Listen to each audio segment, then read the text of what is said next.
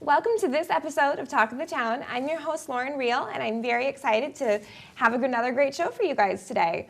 To start off our program, we're going to have our news partner, Vicki McCarthy from the Madison Community Montessori School, joining us. Welcome. Great to see you here again. Great to see you again. So today is going to be kind of fun because we're doing like a part 2 about Montessori in the home. I know last time you were here, we started talking about what to do with an infant as soon as they come home to make your home like a Montessori place. So what about that 5 to 12 month mark? Let's talk about what advice you might have for a family that's kind of at that age range right now with their child. So just like when a baby first comes into the home, when a child starts to move, it's a whole new thing, and there's a lot of transition going on in the home environment because you need to make sure that your environment matches the child's development. And so this too is a time of transition. Oh, definitely, and I'm sure things change so much, and the world opens up so much for a child as soon as they start crawling and rolling around and having that mobility and that curiosity as well. Exactly. So, what developments will parents begin to see when their child does reach kind of that 5-month mark? Right. Well, every child is different, so typically a child will start to be curious about sitting up, and so you can support a child first with 2 pillows in a V shape so that the child has a little support, and then eventually she'll be able to sit on her own. A child will be rolling, a child will start slithering, and then eventually get up on all fours and the tummy off of the ground and start crawling. In a full crawl. Right. A child at this age will start to pull up first to his knees and then to a full stand, and then will start cruising around by supporting himself along the furniture or a table. And then, of course, walking independently. Those are always such amazing moments to see, I'm sure. So much happens in such a short amount of time. I cannot even imagine, being a parent at that time, because I'm sure every minute you don't want to miss a single one. There's so many changes.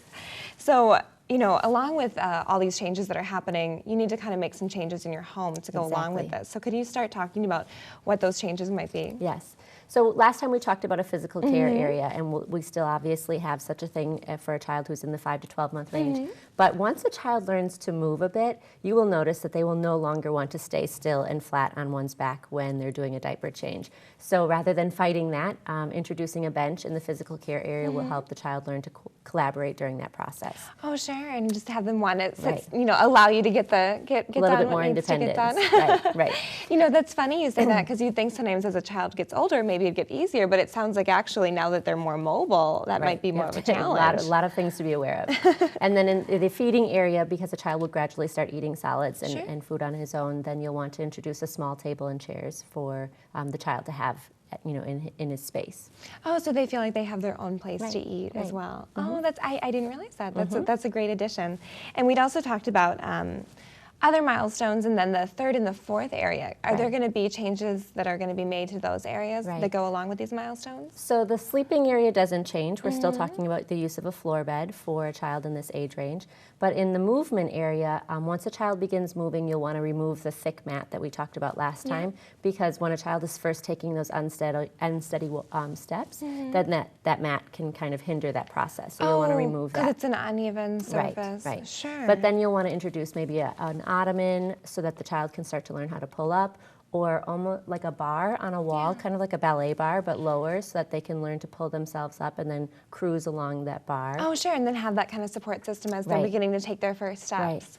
And as they become more and more independent like that, then you really, safety-proofing your home becomes incredibly important. Oh, certainly, I can imagine. And also, it looks like you brought with you a lot of toys.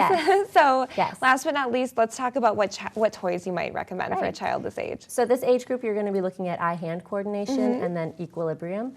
And so having something like this where you've got the pegs on this base is really great. And removing some of the pegs initially will help a child learn how to grasp each of the pegs a little, or the rings a little bit more easily. Eventually learning to do something a little bit more complicated where there are more and you can stack more of them on. This one also doesn't rock, so it's a little bit of a more advanced skill. And then something like this can be found at a local toy store as well. It comes with a hammer, but my suggestion would be to remove the hammer, and then you're just learning how to push with your fingertips, push the ball down. Oh, and just using more of that movement that they're learning at the time. And I think something you brought up last time that I think is really important to know with these toys is, even though the child's getting a little older, the toys are still, they're teaching new skills, but they're still simple enough, that they're not overstimulating the child or overcomplicating these things. There's still enough for them to work with within these toys that they're learning a lot of great skills. That's right. That's right. Well, this has been fun. Hopefully we'll have part 3 coming up as good. well. It was great talking with you again. This has been Vicki McCarthy from the Madison Community Montessori School, and we'll be right back with more Talk of the Town. Welcome back to Talk of the Town. Joining me now is Mark Michelik from Murphy Desmond Lawyers. Welcome. Thanks for having me on.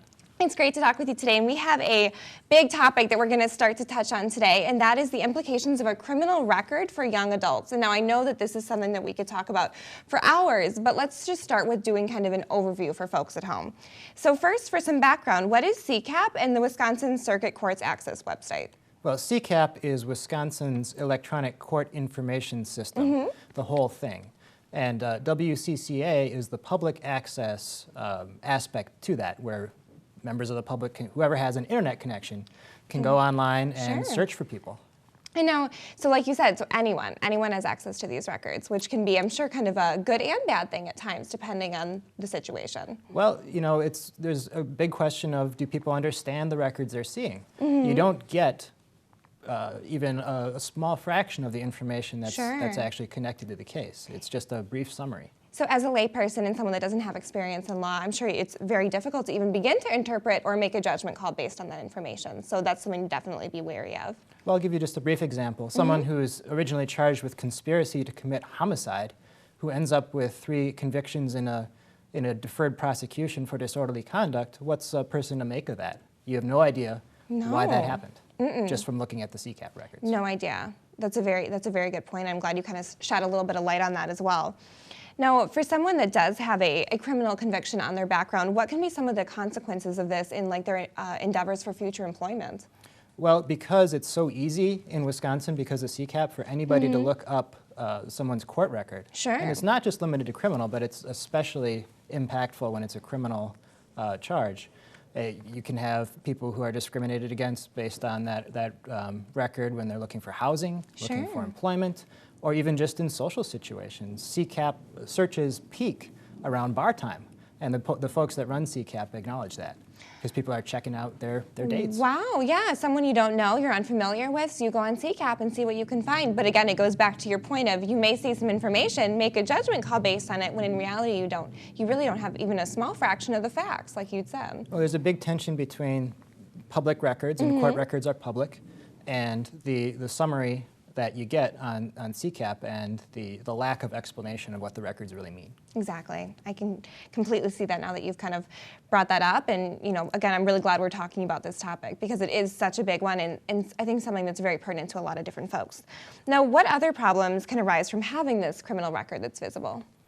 Well, people that are members of historically underrepresented groups have even more trouble when they have criminal records. There have been studies done that show, African American folks looking for work tend to get calls back from employers at about the same rate as white felons, and unfortunately, folks with criminal records get even fewer calls back. So there are measurable consequences to having a criminal record. Certainly, and definitely a lot of different facets as far as how folks can be discriminated against. It's racial, it's criminal, it's, a lot of different things come into play there. And that's really, that fact you shared, I can't believe it's such a remarkable difference there. That's really kind of hard it's mind-boggling, honestly, that there's that much of a difference for how people are treated depending on their record, as well as what group they're part of.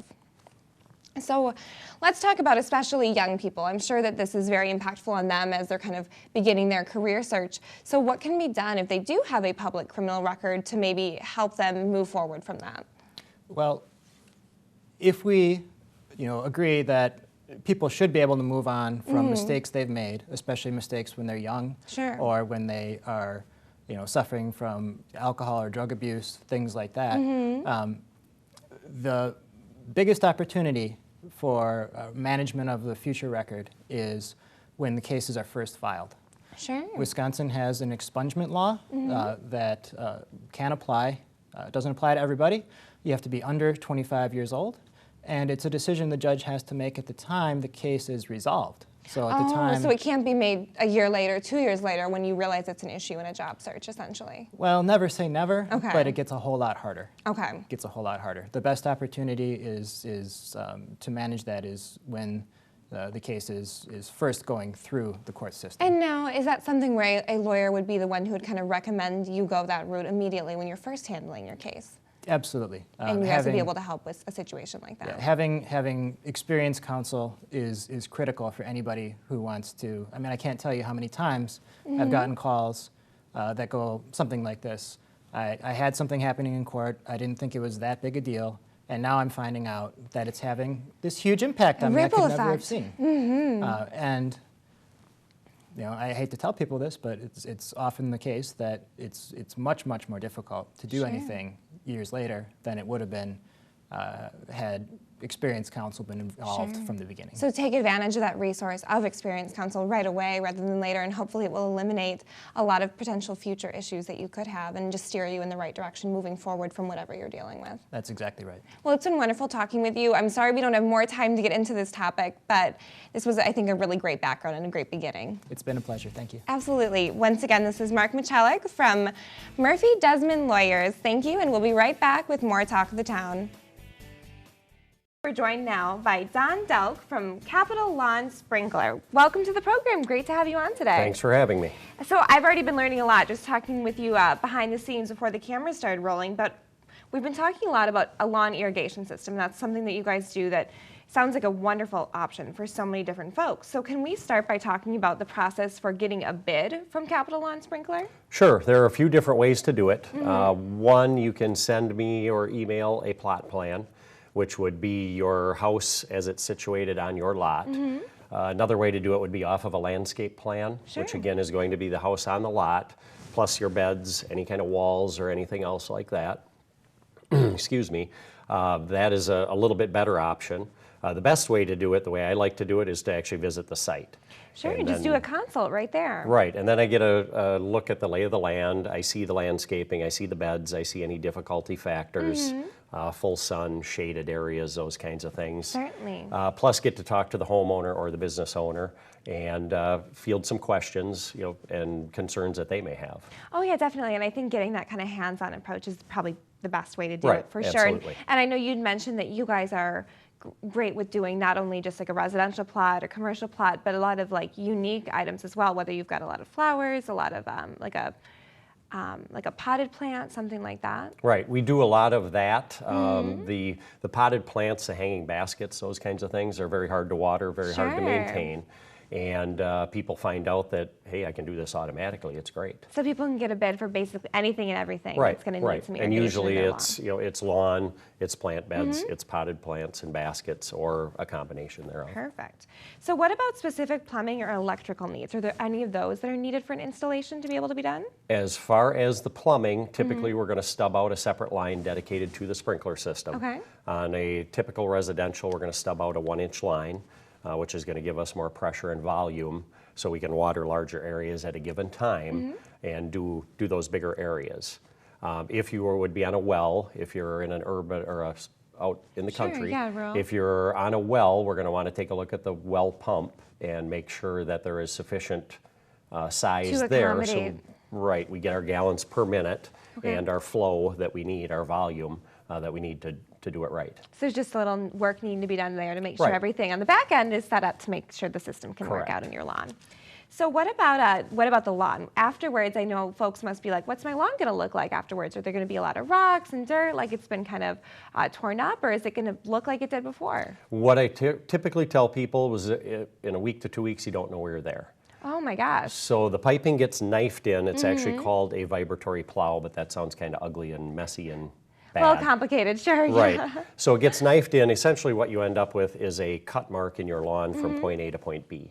So then wherever we do a fitting or set ahead, we're going to remove the sod, dig the hole, do the fitting, put everything back with the soil, put the sod back on, tamp it down, and then once we start to water, it heals right back up. That's wonderful. So people, there's no fear they should have in mind when they call you that their Right. lawn is going to look better than ever because everything's going to be green. Correct, correct. And you So- can, once we leave the site, I mean, you can go out and you can mow it. The kids can Yeah. go out and play, so there isn't any kind of a recovery period Awesome. that way. So you're just going to carry on like you normally would. That's great to know, and I'm sure that kind of makes a lot of folks feel really good about Right, making this right. You don't want to decision. put up with trenches and dirt and having the dog tracking dirt in the house and those kinds of Exactly, things for the rest of the definitely. summer. So let's also make sure that we talk about how long the system lasts and what kind of maintenance is involved in the system. Okay, my dad and I are partners. We've Mm-hmm. been together for 32 years. He was in this prior to us teaming up. Sure. So we have systems out there that are 45 years old that we're working on. Wow. And the equipment holds up very well. It's very dependable, very reliable. It does not last forever. I'm not going to say it never breaks down, but there is not a chronic issue that, you know, year to year you're going to have to replace heads Sure. or replace valves. We have stuff, like I said, it's 45 years old and it's still That's so ticking. impressive. That is Yeah. awesome. So definitely a very long-term investment for folks. They want- Absolutely, yeah. It's a fixture that will last and it will be reliable for you. And really, really quick before we go, is this something that saves a homeowner money in the long run? Absolutely. If you currently water, we'll save you drop for drop. Absolutely. We'll get it down where it belongs. We are watering at the down times. We don't have the wind. We don't have the evaporation. You're setting it on a timer. So you're not trying to water on a Saturday in a 20-mile-an-hour wind. Exactly. We can also attach rain sensors, soil moisture sensors, so the system is not going to run in the middle of a gushing rainstorm. So there's no reason not to do it, right? That's what I'm hearing. Absolutely. Well, it's been great talking with you, Don. Don is from Capital Lawn Sprinkler. Make sure you go check them out for any of your lawn irrigation needs. And we will be right back here with more Talk of the Town. Welcome back to Talk of the Town. For my last guest today, I have Michelle Felder, the owner of Guilty Pleasure Desserts, joining me. Thank you for coming on the program. Thank It's you great so much to for have having you. me. Oh, it's our pleasure. So, you guys have been in business since May, is that right? Correct. You opened up in May. Yeah. Congratulations to you. That's always such a huge achievement to open up your own business. Thank and I'm you. sure it's been a dream of yours for a It long time. has. Well, good for you. I'm glad that you're seeing all that come to life. So let's start off by doing a little background on what products you guys offer. Well, first we started out making cupcakes, like filled cupcakes, but now it's expanded to muffins and scones, and hopefully it'll get even bigger with other products that people want to see. All sorts of delicious Yeah. baked goods. So filled cupcakes, you said. Yeah. Would that be like with a cream filling? It's or- depends. Like we have chocolate mocha, which is a mocha-based filling. We have like strawberry filling. We also use like local spirits and beers also in those fillings, Well, that sounds fun. and also in the frosting too. So an adult themed Yeah, cupcake. I mean, but we have like regular cupcakes for kids, kid friendly if Yeah, they need to be. Absolutely. So you just have a lot of different variety, it sounds Yeah, like. yeah. That's awesome. And we keep adding more and more every time. I'm sure. Yeah. Because it sounds like you've added a lot already since Yeah. May. So I can't even imagine what you guys are going to have 6 months from now. So what is so special about your desserts that makes them stand out from the others? Well, like I was saying, we were using local spirits and beers, and people have come up to me and said they had never heard that before. Yeah. And I've taken like cocktail drinks or coffee drinks and kind of like spun them into a cupcake, or like, taking the traditional German chocolate cake and spinning it differently, putting the frosting part in the filling instead. Interesting. So you're just kind of changing things up, Yeah. turning them on their head a little Yeah. bit, and just kind of reinventing it in a Yeah. little bit of your own way. Yeah. That's so cool. Correct. That's awesome. And I really like the idea of using the local spirits, in the product. That's Right. something that's very new, and I certainly haven't heard of it before, and I think that sounds fantastic. So what about, people are really into like gluten-free and things like that. So do you guys offer any sort of alternative baked goods for folks that may have some sort of dietary need like that? Yeah, we offer gluten-free, dairy-free, egg-free. I worked 7 years in a bakery that did all that stuff, so I have a lot of experience Lots in of knowing how to, switch it up and still make it taste good as well. And I think that's the key. You kind of hit on that right there, is that you still want it to taste good. You don't want Yeah. something to taste like it's gluten-free Yeah, or cardboard, egg-free yeah. or whatever. And I'm sure a lot of people with those restrictions really appreciate having a baker that has their needs in mind and is still conscious of making that flavor come through and the taste come through 100% as it would if that ingredient was able to be included. Yeah. That's very cool. So now you'd mentioned to me that you do a lot of orders. So how does someone go about doing an order from you? They can order directly from me, either my phone number, which you'd see, email. I have a Facebook page. It's all on our website too, that they can contact me just with questions or anything. Even if we don't have what they're offering, Sure. they can come and ask. And I'm sure, it sounds like you're very responsive to things and you're eager to add new things. So maybe if you're getting a lot of calls for Right. something, you still like that feedback and you want to know what people are looking for in the area, I'm Yeah. sure. And also, you did mention you do a lot of catering, is that right? Correct. So people can call you for an order personally or for like a catering Yeah. order, something like that. Very cool. And where are you guys located again? We're at the Feed Kitchens Mm-hmm. on Sherman Avenue. It's a small incubator to get started for small food businesses. Oh, that's really nice. What a great way to get your start. And I'm Yeah. glad that there's an opportunity like that for folks like you that start their own bakery. I'm sure that's an immense task. Yeah. So being able to be part of that location is really super for you. Now, what about the dream? Like, how did this begin? What made you want to start your own dessert business? Oh, well, I've been baking for over 10 years Yeah. and just wanting to put my own ideas out and, having people try it and seeing people's faces, light up if they try my desserts, Yeah. And just instead of having someone else's idea. Sure, because I'm sure, you love baking, but, you said you were a baker for someone else for Yeah. 7 years and you learned a lot there, but it wasn't your own ideas. And you Right. seem like you're such a creative baker that it must feel so good to be able to take all those ideas and put them to life. Exactly. So before we go, I want you to tell me what's your favorite thing that you've done? What's your all-time favorite baked good? It has to be, it's tipping on like, oh, does this really taste good? But I did a basil blood orange cheesecake, and it sounds Wow. bizarre, but it's Uh-huh. really fresh and like, because it also has vodka in it, but you can get it without vodka. Basil but- brings that flavor to Yeah. things, so that super fresh, Yeah. like kind of herbaceous flavor. Yeah. I've had like a basil strawberry lemonade before or something like Yeah, that. exactly. And yeah, it sounds a little like bizarre, but I can totally see that being Yeah, delicious. like once you taste, you're like, oh my God, this works. Well, no one can say that your items aren't unique. So they're all, and people are going to be able to try something new, maybe something they've never had before. So Yeah. that is awesome. Thank you, Michelle. This is Michelle once again from Guilty Pleasure Desserts. Thank you for coming on the program. It was Thank you great for to meet having you me. today. We'll be that's it. So thank you guys for watching this episode of the Talk of the Town, and we will see you next time.